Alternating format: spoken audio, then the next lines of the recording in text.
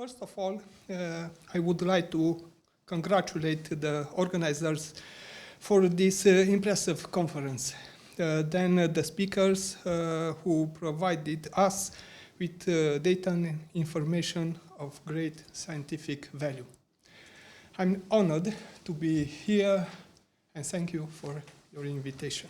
Given the theme of the conference, I thought that my presentation would deal with some aspects of the evolution of legislation in Romania under the influence of the European Court. I focused my attention on the cases of recent years.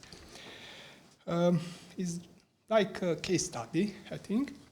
I hope that my presentation will also be an interesting one. Looking at the historical past, and according to the data we have so far,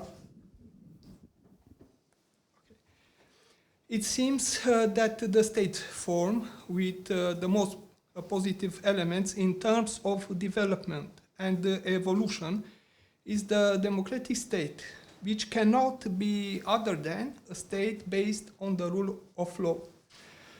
The rule of law has a backbone, and that is the judiciary system, whose task is to keep all other authorities and institutions in balance and to ensure respect for citizens' rights and freedoms.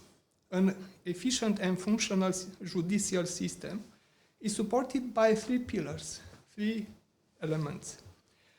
Namely, the legislation, the theoretical interpretation of legislation or doctrine, and the jurisprudence of the courts. Looking at the European Court and all that it means, I find that it has influenced and is influencing all three elements positively. What about Romania? This is what happened in Romania when, after the revolution of 1989, all three elements began to take a positive course.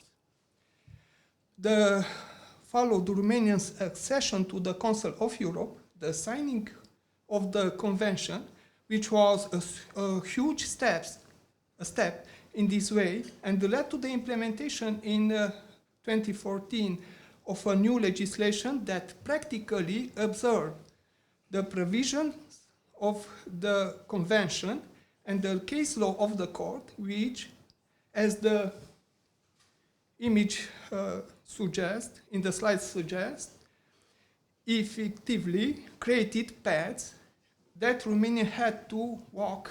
Any deviation from them being sanctioned. Honestly, it even required a change of mentality. And I would like to give an example. In 1996, I became a prosecutor. I took the measure of pretrial detention. Shortly afterwards, following the practice of the court, I also took the measure of pretrial detention, but I had to go before a judge to confirm my measure. After a while, I had to go before the judge to have him take the measure at my request. At the beginning of 2014, I became a judge and I had to take preventive measures at the request of the prosecutors.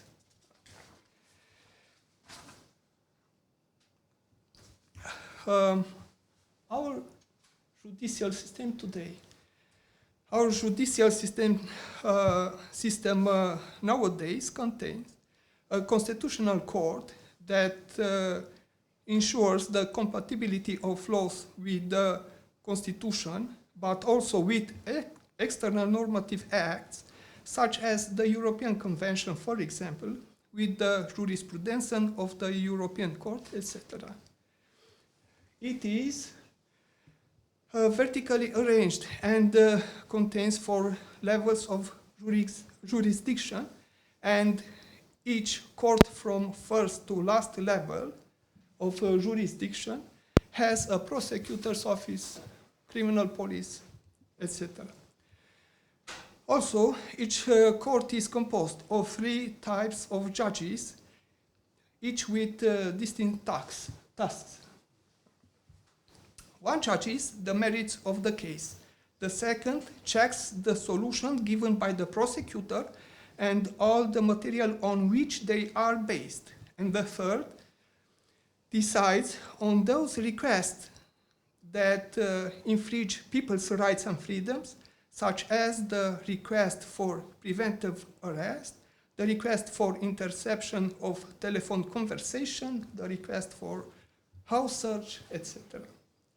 All these judges are independent in all their appointment, organization, and operation. As can be seen, since 2014, the criminal trial also contains a second stage called the pre-trial chamber, where the pre-trial chamber judge operates. The aim was to shorten the duration of the criminal trial and to ensure that the work carried out at the prosecution stage was checked by a judge. Practical, the system is designed in such a way that the work of one judicial body is checked by another.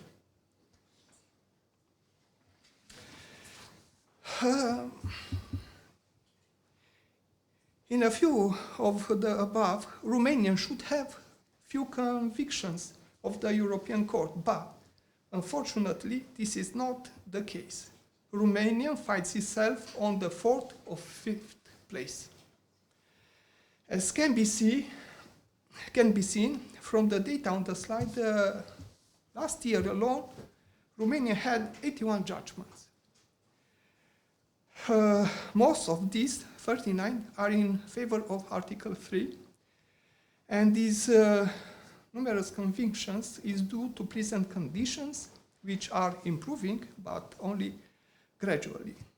Please note that with regard to Article 6, which I have chosen to focus on, Romania has had only 12 convictions.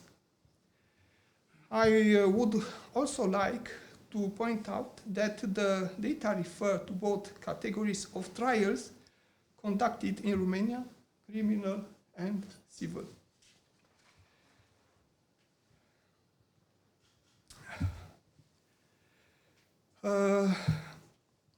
Fundamental benchmarks. Here, I would like to mention that currently at aspects of the right to fair trial, its elements matter. We are talking about the right of access to court or the specific guarantees, with all that they mean, are regulated in detail in several laws. First of all, Romania's constitution, the laws of judicial organization, the code of criminal procedure, and this is for short. All this I will mention and detail in the written paper. Even the courtrooms have been organized so that the feeling is one of equality of arms, like in the picture. The full court or the judge sits in front, up, separated. Only his clerk is nearby. The prosecutor, who used to sit next to the judge, now sits down in front of the judge, facing the lawyer and the other participants.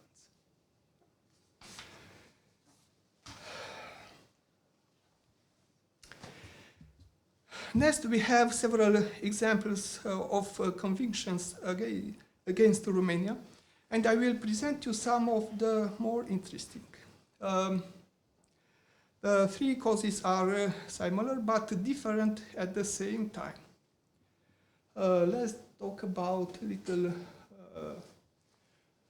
Gal versus Romania, which comes from the Court of Appeal Cluj.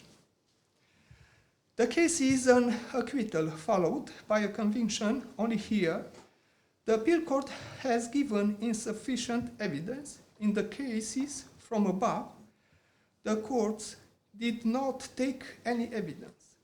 The appeal court limited itself to hearing 3 of the 5 witnesses.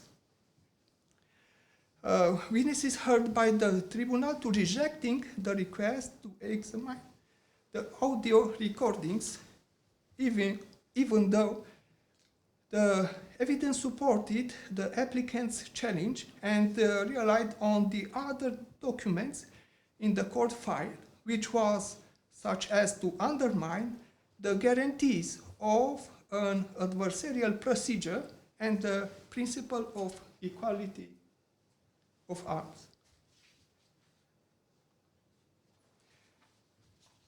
The other one, interesting, is Spasov versus Romania. Here it should be pointed out that there is a difference between the European and the Romanian legislation on the subject. This led to the initiation of proceedings against Romania, proceedings which were underway at the time of the trial, in which the European Commission expressed its views. Although these proceedings were ongoing and led to a change in the law, the Court of Appeal nevertheless convicted the defendant on the basis of Romanian law, in which case the court held that the Romanian domestic court had committed a manifest error of law, and the applicant had been the victim of a denial of justice.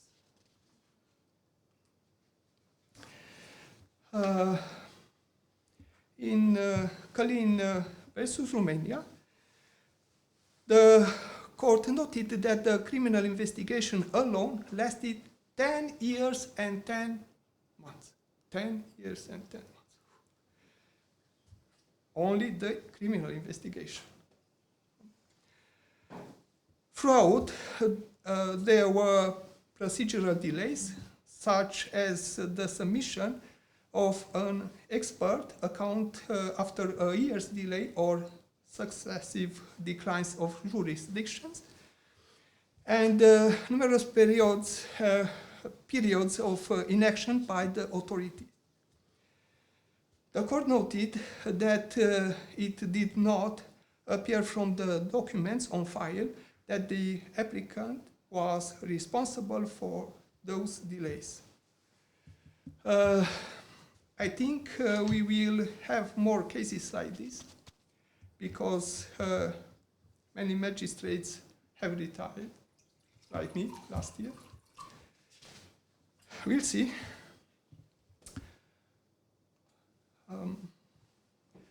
Toma versus Romania, it's another one interesting case.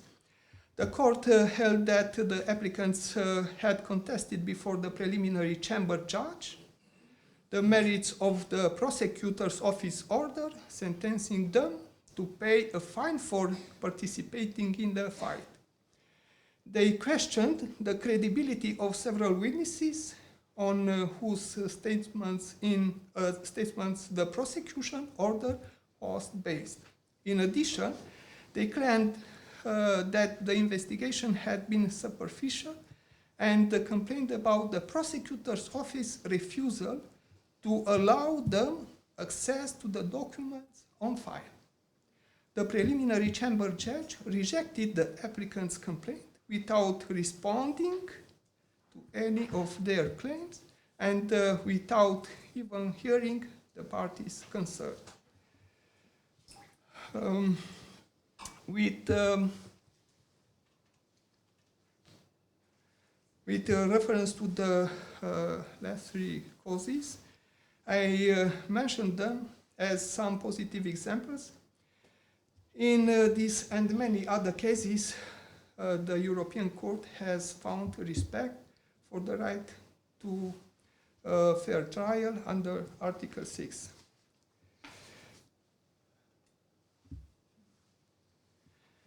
Conclusions.